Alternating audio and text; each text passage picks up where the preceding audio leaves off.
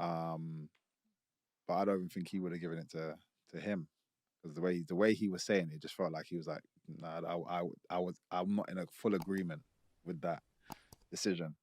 Um, so which was, again, it's nice to have that kind of support. And then if you see the response online, at the time I was a bit hard on myself, but you see a response online, I'm like, okay, fair enough. And then when I finally did watch it back, I was like, oh, I see what everyone's talking about. So yeah, as much as it's a loss on the record, I don't feel like it's done anything bad for my uh, status or my ability to kind of keep climbing the ladder and get to the top. Where does this leave you now? So where I'm at now is I'm actually looking to just head down, knuckle down on doing more grappling. Because what I actually think, and actually one of part of my processing was, yes, when I'm doing jujitsu in the class with somebody, I feel great. Doing wrestling in the class with somebody, I feel great. Obviously a few mistakes here and there, but in general, I feel good. Everybody has this somebody in their gym or some bodies in their gym where in the gym they are unbelievable. And then when they get to the stage, Yeah. they just, for some reason, cannot get that thing that we see every day in the gym. They cannot get it out. Usually the pressures of the whatever. We had Spencer Fear on. I don't know if you know him. Yeah, yeah, yeah. Yeah. Spencer Fear was here the other day, and My boy. he won like Fight of the Year, Yeah, and back in 2003, won Fight of the Year, and we saw some of his fights, and he said everybody saw me in the gym, mm-hmm. and I was amazing when it didn't transpire when I was in the ring. Like I wasn't that guy. Everyone has that somebody in the gym. And it's unfortunate because so again, as a teammate, you're like, man, I wish the world can see what I get to see every single day.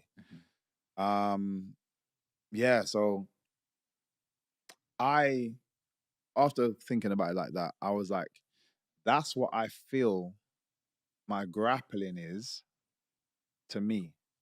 In the gym, grappling is on point, but it switches off and I'm not as responsive as I would be for like striking. I'm not as responsive or confident in it on stage. And yet, but if everybody was to see me grappling in the gym, you'd be like, oh damn, this guy can grapple. So I'm like, let me knuckle down and I want to get that for right now, focus just on that to the point where I just feel like anywhere I am, I just feel good. Um Grappling, and then it just means again I'm gonna be able to, I get to force every single person that fights me to one area, which is to strike with me, and no one can strike with me. So yeah, that's the plan for right now. And then Do you have to be strategic to who you fight then? nah, this is what I want to try and get to. I feel if I get once not if once I get this thing fixed, and it's not going to take me long because it's in there.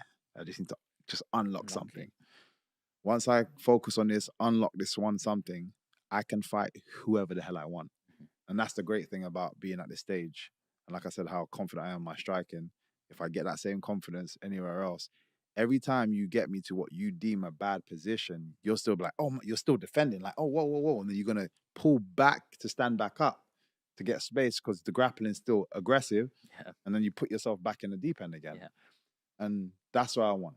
So then if I'm in that place, who can beat me? What are you going to do? Take me down? Like, we're still aggressive.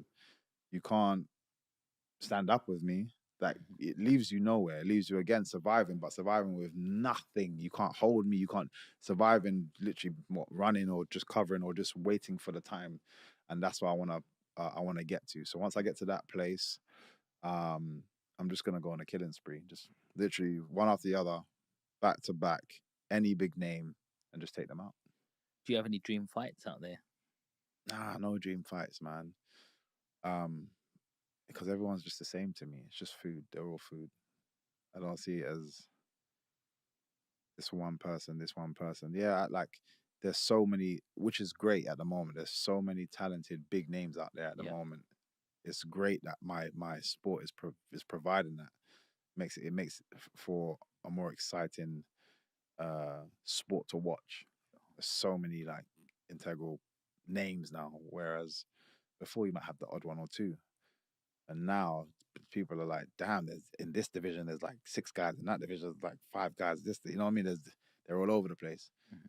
So it's great. So yeah, for me, it's just a case of just the aim is to get this belt in my division, then move up, see what I can do up there, and just have fun from there. We want to see that too, man. We Yeah, really man. do.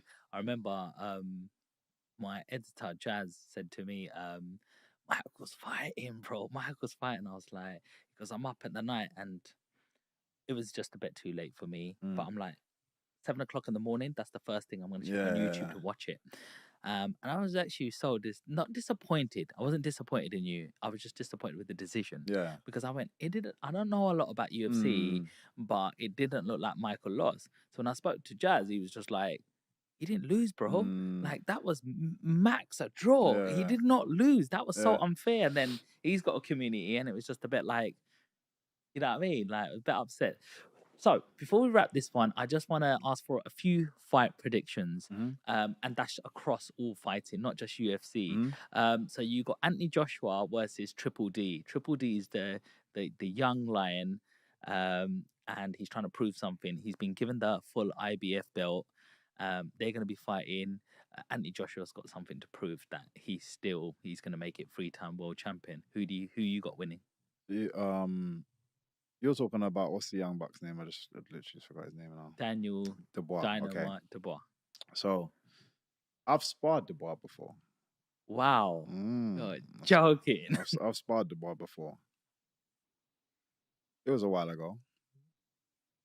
But one thing I said, and it's weird, when he fought Anthony Joshua, I was talking to, not sorry, when he fought Joe Joyce, I was talking to a friend of mine. He's very into boxing, and he was like, "Nah, man, trust me, Dubois, man, da da da."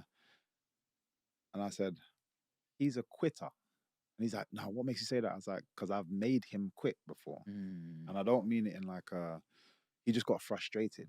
And I just says that that's a very telling sign of your mind. He's very powerful, and it's not just him. There's a lot of guys that depend on power. If it doesn't go well, or they get hit too hard back, they struggle with it. It's almost like a bully tactic to it. Like I'm so used to bullying. When I get bullied, I don't know how to come out of it. I think Dubois, he's super powerful, and and to be fair, his last fight, he showed me otherwise. Yeah. So I think something is changing, which is good. And Anthony Joshua's last couple of fights, his attitude seems to be coming back, which is good. So weirdly enough, this is the perfect collision, perfect time for both of them.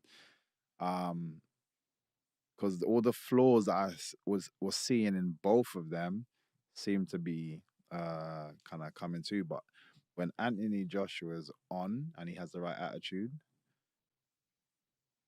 I'd say Anthony Joshua. Yeah. Dubois, I'd say probably the more skillful of the two. But I think Anthony Joshua is the smarter of the two. Mm-hmm. We had Johnny Fisher here 3 weeks ago. He's top 10 in the UK boxer. Mm. And he knocked his last opponent out in 36 seconds.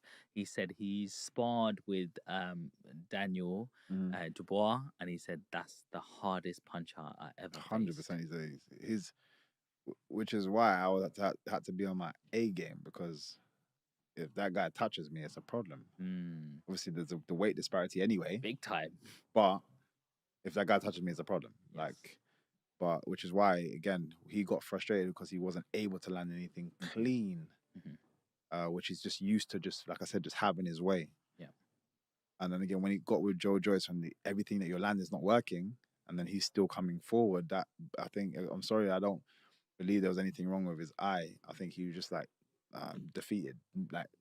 And then obviously with Usyk, there's argument about where low blow, blah blah blah blah blah. Didn't look like a low blow to me. It wasn't. I don't think it was a low blow. But at the same time, Usyk is a very smart person, smart fighter, and even still, regardless of whether it was or wasn't, he was still winning that fight, and is gonna and beat you anyway. Pretty much on the same kind of thing. Again, I think sometimes he gets overwhelmed. If Anthony plays a very slow paced fight, he likes to be a bit more slow paced. If he plays a slow paced fight, it might maybe work against him if he has that like the aggressive attitude and keeps the pressure on him